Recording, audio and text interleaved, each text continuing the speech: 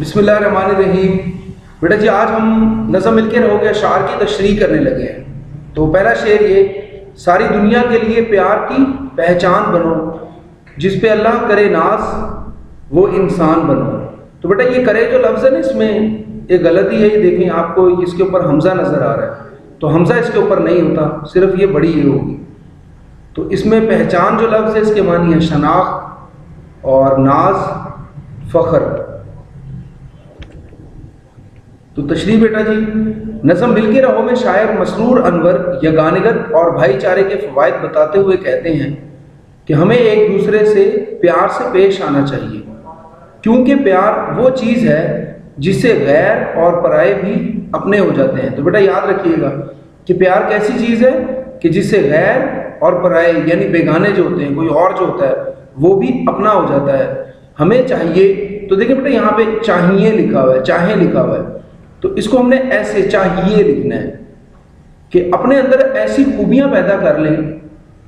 तो कर भी देखिए दो बार लिखा हुआ है, तो एक बार हमने लिखना है कि अल्लाह ताला की पाक ज़ात भी हम पर नाज करे।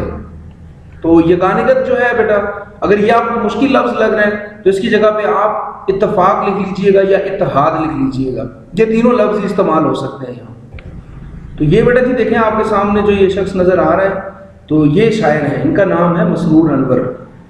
ठीक है जी।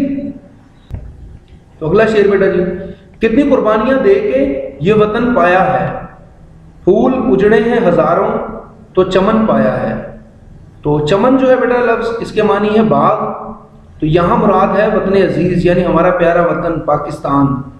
तो उजड़े का मतलब है तबाह हुए, बर्बाद हुए, यानी वो लोग जो इस वतन के लिए कुर्बान हुए, जिन्होंने अपनी जानें कुर्बान की इस वतन के लिए।